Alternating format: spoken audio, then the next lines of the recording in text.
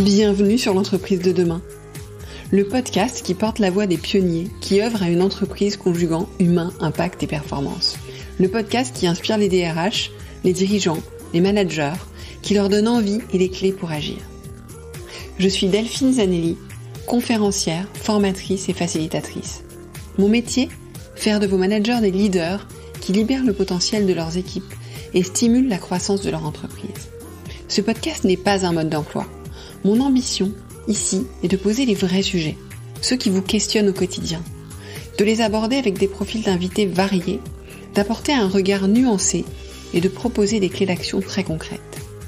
Libre à vous d'y piocher ce qui vous inspire et qui fait écho avec les problématiques que vous rencontrez dans le contexte de votre entreprise, pour faire de vos managers des leaders ou devenir le leader que vous voulez être.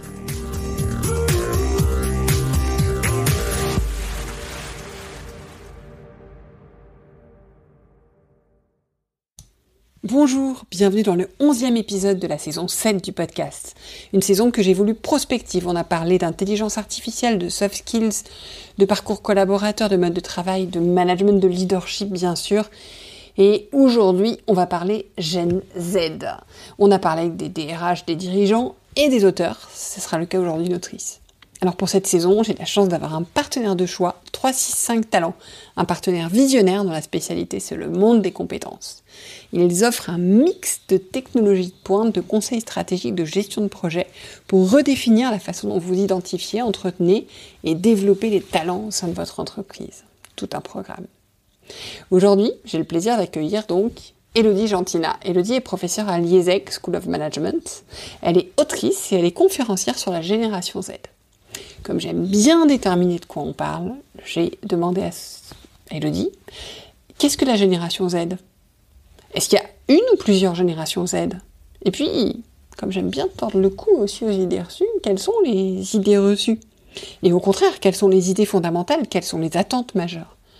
Quel est leur rapport au travail, à l'ambition, à l'entreprise et au management ? Vous allez voir dans ces propos que quand je dis qu'un bon manager aujourd'hui c'est un leader, ça a beaucoup de sens et ça fait écho, voilà, tout ce qu'elle évoque fait vraiment écho à la nécessaire transformation managériale que je porte dans mes conférences, que je porte dans mon ouvrage qui sortira en janvier, qui permettra aux managers de développer leur leadership. Et puis question finale, importante, que je pose à Élodie, vraiment essentielle, c'est finalement tout cela, ce qu'on voit, ce qu'on regarde, la façon dont ce qu'on aperçoit ce qu'on voit vraiment d'ailleurs dans la génération Z. Est-ce que c'est uniquement générationnel ou est-ce que c'est sociétal ? Est-ce que finalement, on leur attribue pas des sujets, des mots, des comportements parce qu'on n'a pas très envie d'aller regarder ce qui change plus profondément dans la société ? Je vous laisse vous faire votre avis et pour cela l'écouter. Bonjour Élodie. Bonjour Delphine. Merci d'être avec moi sur le podcast. Élodie, est-ce que tu peux te présenter s'il te plaît ? Oui, alors je suis Élodie Gentina, je suis professeure à l'IESEG School of Management, docteur en sciences de gestion. J'écris des ouvrages, des articles de presse, des articles médias sur la nouvelle génération Z, mais aussi sur le management intergénérationnel. Et je suis également conférencière en entreprise, donc j'interviens beaucoup pour les entreprises de différents secteurs, de différentes tailles, afin de mieux comprendre qui est cette génération. Alors justement, qui est cette génération ? Alors si on parle de chiffres tout d'abord, c'est important de ne pas négliger que la génération Z est une communauté de 2,5 milliards de personnes, nées entre 1995 et 2010, et qui représente la plus grande audience mondiale avec un pouvoir d'achat estimé à 360 milliards de dollars. Donc on voit que la génération Z se distingue des générations précédentes. Les jeunes sont moins enclins aux concessions qu'exige l'adaptation à un environnement professionnel et beaucoup d'entreprises ont beaucoup de mal à comprendre, à attirer et à retenir les jeunes talents. D'accord. Et est-ce qu'il y a une génération Z ou il y en a plusieurs ? Il y a plusieurs générations Z. On ne peut pas parler d'une jeunesse uniforme. La grille de lecture par génération, elle est loin d'être une vérité. Moi, je dis souvent que quand on utilise le terme de génération de manière intensive, on tente très souvent à aller sur l'idée d'un destin commun. Bien sûr, les jeunes, ont les mêmes comportements de consommation. Ils vont tous chez McDo, chez Starbucks. Ils ont tous un iPhone, ils s'habillent chez Vinted ou chez Zara, chez H&M. Bon, bref, on pourrait donner plein d'exemples et de clichés qui montrent qu'on est sur des événements en commun et sur des similitudes. Pourtant, il y a des différences. Si on prend en compte, par exemple, les critères sociodémographiques, on voit qu'il y a des différences parmi la jeunesse, selon le niveau d'études, le milieu social, le lieu de vie, le fait de vivre à la ville ou à la campagne, selon le statut social ou encore le pays d'appartenance. Et alors, pour parfaire ce portrait de la génération Z, quelles seraient selon toi les 3 idées reçues qu'on a sur la génération Z? Et après, les 3 vraies idées à garder. Alors, quand on parle d'idées reçues, il y a plein d'idées reçues. On dit très souvent qu'ils sont idéalistes, hyper connectés, en quête de liberté, peu engagés, en désaccord avec l'autorité. Ils font face à de multiples idées préconçues. Je vais en retenir 3 et je vais montrer justement en quoi on peut dépasser ces idées pour montrer quelles sont les vraies valeurs. Première idée préconçue, ils ne sont que sur le digital. C'est vrai, on les qualifie de digital natifs parce qu'ils ont grandi avec l'ère du numérique. Ils ont connu que le numérique dans leur vie quotidienne. Instagram, c'est la première plateforme utilisée par les jeunes, suivie de Snapchat et de TikTok. Mais pourtant, il faut dépasser cette première idée préconçue. Pourquoi ? Parce que les jeunes aujourd'hui ont besoin de face-to-face. Ils ont besoin de relations authentiques. Et donc, le digital n'est qu'un outil. La relation humaine reste fondamentale. Deuxième idée préconçue, ils sont matérialistes. Ils ont besoin de la consommation, ils ont besoin des marques pour se construire. C'est vrai. Mais il est aussi vrai que les jeunes tendent à être moins dans l'avoir et plus dans l'être. Ce qui est important pour eux, c'est pas tant d'acquérir des marques, mais c'est de partager les marques avec leur environnement. Donc, ils sont beaucoup plus dans la culture du partage et de la collaboration. Et donc, moi, je dirais qu'ils ne sont peut-être pas si matérialistes que ça. C'est plutôt une génération post-matérialiste. Et la 3e idée préconçue, très souvent, j'entends les entreprises qui me disent les jeunes sont peu engagés ou ils ont la flemme. Ça, voilà, c'est une étiquette qu'on tend à leur donner. Ils veulent moins travailler, ils veulent plus de flexibilité, ils veulent multiplier les temps partiels, ils refusent les heures supplémentaires, ils réclament un break ou une pause professionnelle à 20 ans, alors qu'avant, on l'a réclamé quand on était à la retraite. Et pour autant, on voit quand même que les jeunes ont envie de s'engager quand ils sont dans des entreprises qui sont en adéquation avec leurs valeurs. On a 56% des jeunes de 18 à 24 ans qui déclarent s'engager dans l'année à venir pour devenir, par exemple, membre d'une association, pour participer à un mouvement, pour être membre d'un syndicat ou d'un parti politique, alors qu'il n'était que 45% en 2022. Ouais, effectivement, ça change quand même pas mal la donne. Et quelles sont leurs 3 plus grandes attentes ? Alors, une première attente, c'est acquérir des compétences, de se développer et d'apprendre en continu. C'est-à-dire qu'on a envie d'apprendre au-delà des frontières de l'école. On a envie d'apprendre demain dans l'entreprise tous les jours. Donc, l'entreprise doit devenir une école apprenante, partageante, favoriser l'apprentissage, l'alternance, des formations. Ils ont envie de contribuer utilement à la société, c'est-à-dire de travailler sur un job à mission. Le discours ne suffit plus. Ils ont envie d'être acteurs, protagonistes et se sentir utiles. Ça, c'est quelque chose qu'on retrouve énormément. Et enfin, travailler dans un environnement, international, puisqu'ils sont beaucoup sur les réseaux, donc ils sont très ouverts sur le monde. Ils n'ont pas envie de travailler dans une entreprise qui soit fermée, mais ils ont envie de travailler dans une entreprise qui soit ouverte sur le monde. C'est un point qu'on retrouve peut-être plus que dans la génération, mais on va y revenir tout à l'heure. Juste pour continuer ce portrait sur la génération, quel est leur rapport au travail et à leur manager ? Alors, si on parle tout d'abord du rapport au travail, on voit que les jeunes sont conscients aujourd'hui que la frontière entre vie privée et vie professionnelle, elle est beaucoup moins étanche.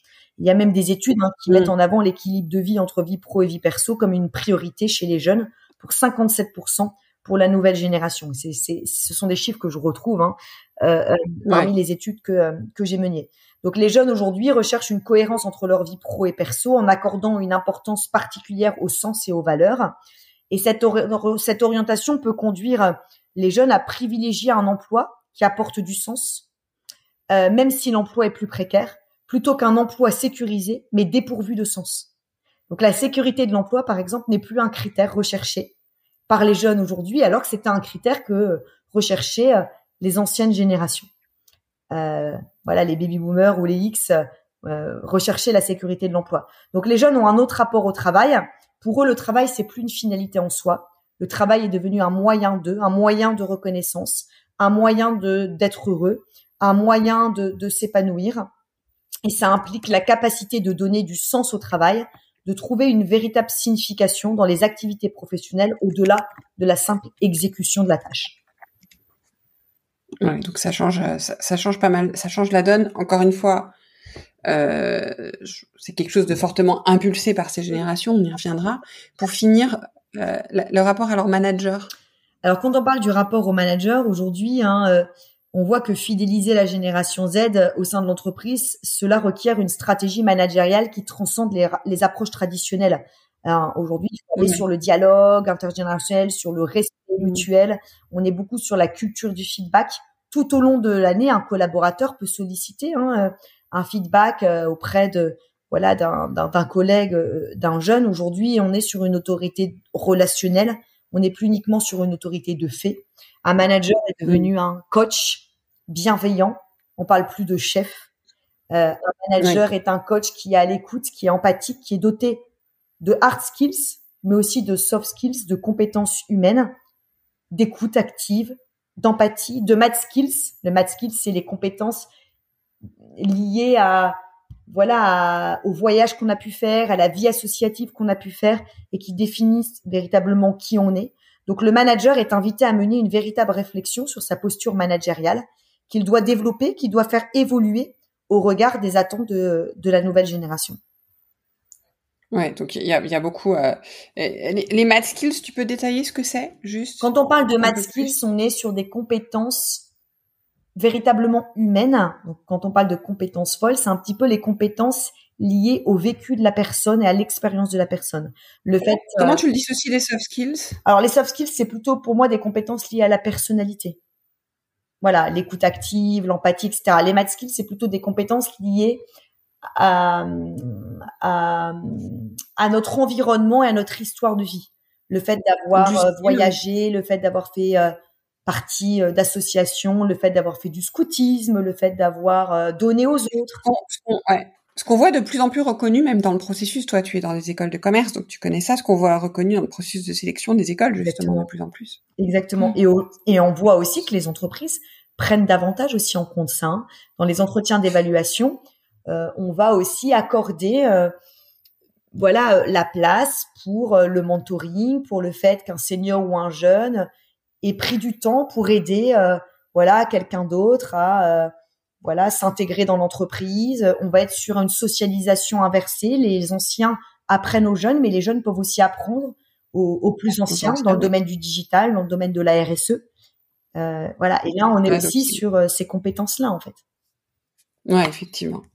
Et ça nous amène au point important pour moi, c'est on a ce portrait de la génération Z, on a l'impression, on les accuse parfois de tous les maux, mais est-ce que finalement tout ce que tu abordes n'est pas plus un changement sociétal, des questions qu'on doit se poser en profondeur, plutôt que juste une question générationnelle? Bien sûr, on est sur des changements sociétaux, et quand je mène des conférences, et moi en tant que chercheur, je cherche toujours à comprendre qui sont les jeunes dans la société pour mieux comprendre pourquoi ils sont comme ça dans le monde du travail ou pourquoi ils deviendront ainsi dans le monde du travail. Donc, c'est important de comprendre les jeunes d'un point de vue sociétal, le rapport à l'autorité au sein de la famille, le rapport à la consommation. L'important, c'est pas uniquement, comme je l'ai dit tout à l'heure, d'avoir un produit, de consommer, mais c'est avant tout de vivre une expérience. Le rapport à la communauté, le rapport aux autres, le rapport au digital, en quoi le smartphone fait partie intégrante de leur vie, en quoi le smartphone est un outil comme un doudou numérique et pourquoi on en est arrivé là. Et donc, dans l'entreprise, les jeunes attendent de l'entreprise qu'elle soit digitale demain. La crise de la Covid-19 est venue accélérer toutes les questionnements des jeunes liés à l'environnement, à l'aspect social, sociétal. Et donc, les jeunes, demain, en entreprise, ils attendent ces questions-là. Ils attendent de travailler dans une entreprise en adéquation avec leurs valeurs. Donc, on ne peut pas comprendre un jeune uniquement sous un prisme lié au travail. On doit avant tout, avoir une approche très holistique, très générale, anthropologie, sociologique, et c'est ce que je fais dans le cadre de mes recherches, où je cherche à comprendre les jeunes d'un point de vue sociétal avant même de les comprendre dans le rapport au travail. Et mon dernier ouvrage a été construit comme ça, Manager la génération Z en entreprise, le dernier ouvrage sorti en octobre 2023 de Duno. Pour chacun des chapitres, j'ai une approche sociétale et une approche liée à l'entreprise pour vraiment comprendre la jeunesse en profondeur sur une série de thématiques. Donc Élodie, merci pour tous ces éléments, c'est extrêmement riche, il y a beaucoup de choses sur lesquelles on pourrait s'arrêter, mais ça m'amène à une question de fond qui est de dire toutes ces attentes, tous ces besoins que tu évoques, quels sont ceux qui appartiennent uniquement à la génération Z, ou plutôt quels sont ceux qui appartiennent plus à une évolution de la société? En fait, souvent, on les rend responsables de tous les maux, mais est-ce que c'est finalement pas parce qu'on n'a pas envie de faire un travail qu'on doit faire qui est plus sociétal que générationnel? Alors, c'est clair que très souvent, je dis que le point de départ, c'est pas la génération Z, notamment. La génération Z, c'est que la face un peu cachée de l'iceberg. Et avant tout, on est face à des grands changements dans la société, rapport aux parents, rapport à l'autorité, rapport à l'école, 4e révolution numérique, les soucis de sécurité qu'on a pu voir avec les gilets jaunes, la montée du terrorisme, la crise de la Covid-19, les questionnements liés à la planète. Enfin, aujourd'hui, il y a eu des énormes changements qui font que même, on peut justifier de l'existence d'une nouvelle génération comme la génération Z qui ont vécu des mêmes événements de vie qui ont été marqueurs de la jeunesse. Les jeunes contribuent pour moi à l'événement d'une culture Z, si je peux me permettre d'appeler ça comme ça. La culture Z, c'est un état d'esprit, un style de vie qui est original, et on est face à un développement d'une sociologie postmoderne qui va illustrer le phénomène de construction à la naissance d'une nouvelle figure, je dirais, d'un consommateur qui est hédoniste, collaboratif, créatif, etc. Donc, les principales caractéristiques de notre société postmoderne aujourd'hui, pour moi, il y en a plusieurs. C'est l'immédiateté, l'interconnexion par la multiplication des réseaux sociaux, le tribalisme, l'inventivité et l'hédonisme. Et ce serait intéressant de réimaginer le travail au sein des organisations en adoptant une culture managériale Z qui est partagée tant par les jeunes de moins de 30 ans que par les seniors et qui vont reposer sur des grands principes de la postmodernité. Et ça, j'en parle dans mon bouquin. Par exemple, donc dans mon dernier ouvrage, Manager la génération Z, qui a été publié en octobre 2023. L'immédiateté, ça c'est une caractéristique propre de la société postmoderne dans laquelle on vit.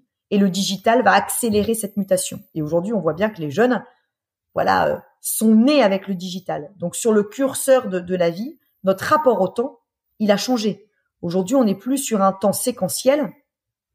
On est beaucoup plus sur un temps circulaire. Avant, il y avait un âge pour s'éduquer, un âge pour travailler, un âge pour jouir de sa retraite. Aujourd'hui, on voit bien que ce système n'est plus actuel. Aujourd'hui, tout est éphémère. Et ça, c'est aussi propre à cette nouvelle génération. Mais c'est aussi une affaire de société.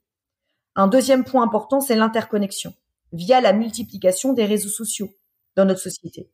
Donc, on a remis en cause le rapport à l'autorité, le système très pyramidal et hiérarchique, la défiance à l'égard de toutes les institutions traditionnelles, la famille, l'école, l'église, le métier, même la politique. On voit avec tout ce qui se passe aujourd'hui et la montée aussi des extrêmes. Et donc, la jeunesse porte aussi la montée des extrêmes,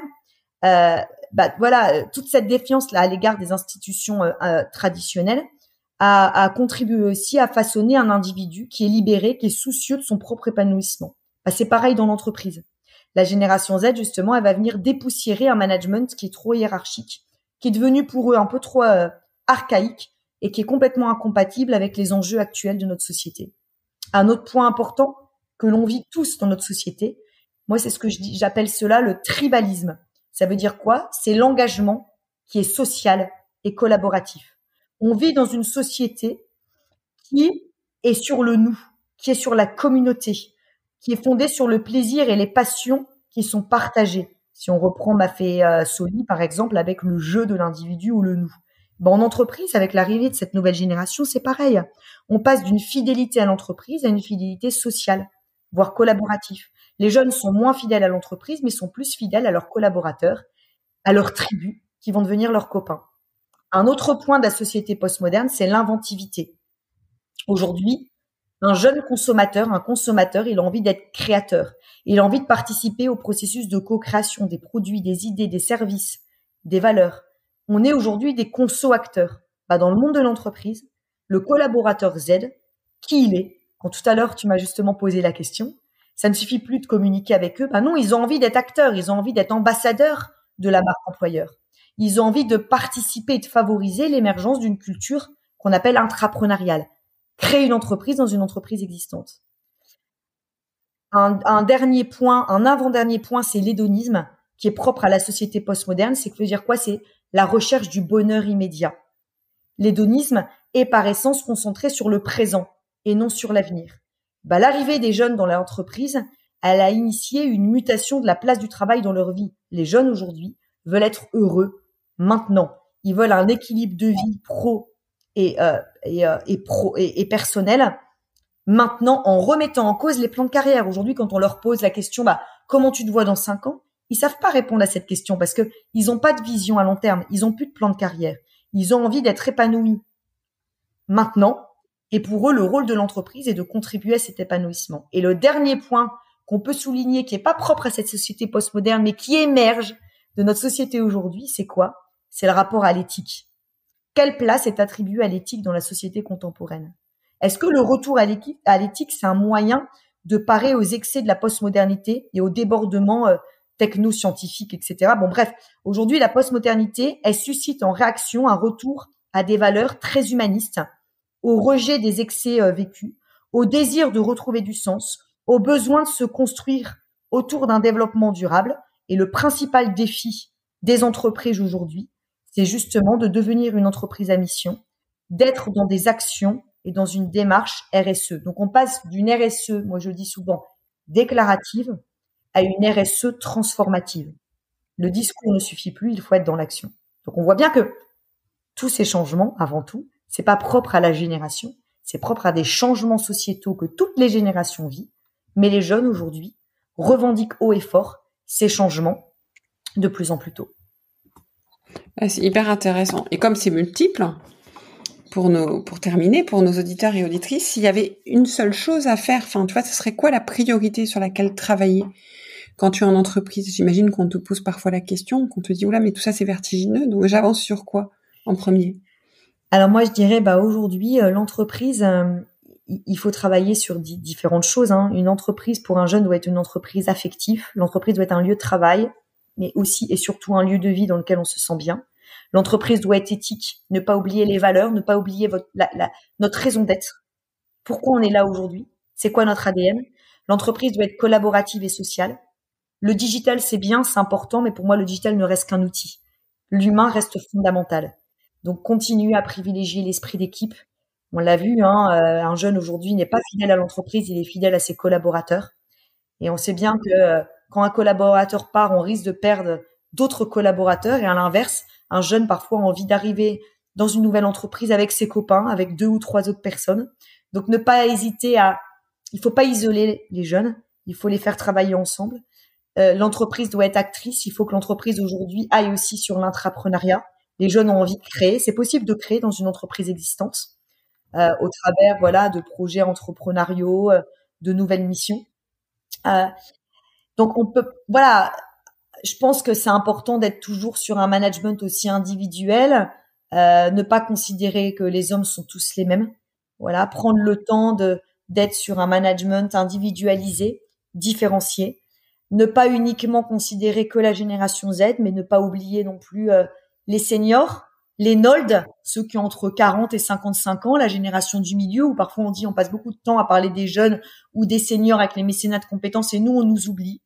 Donc, important aussi d'aller sur un management qu'on appelle intergénérationnel, via du mentoring, via des ateliers qu'on peut faire ensemble. Et je pourrais dire qu'il faut dépasser la notion d'âge chronologique pour aller sur l'âge subjectif. Ce qui est important, c'est est-ce que c'est l'âge qu'on a ou c'est l'âge que l'on se sent en fait avoir. Écoute, c'est une formidable conclusion. Je suis tout à fait d'accord avec toi parce que là, c'est une information, mais parmi tant d'autres. Merci beaucoup, Élodie, pour tous ces éléments. C'est très riche. Alors, effectivement, moi j'ai lu ton livre beaucoup. Voilà, si les gens veulent approfondir, il y a beaucoup de choses dans ton livre, donc qui est aux éditions Duno, qui est mieux appréhender les nouveaux comportements, manager la génération Z, effectivement. Exactement. Et le prochain livre avec Jérémy Lamry, qui sortira en novembre 2023, sera sur le management intergénérationnel. D'accord. Novembre 2024. Novembre 2024. Excuse-moi, tu pourras corriger. Le management intergénérationnel. Bah écoute, très intéressant. J'espère qu'on aura l'occasion d'en discuter. Ça me fait plaisir. Pour poursuivre justement ce sujet.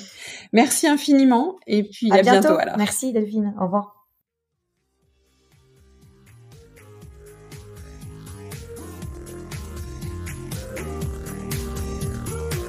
Merci de nous avoir écoutés jusqu'au bout.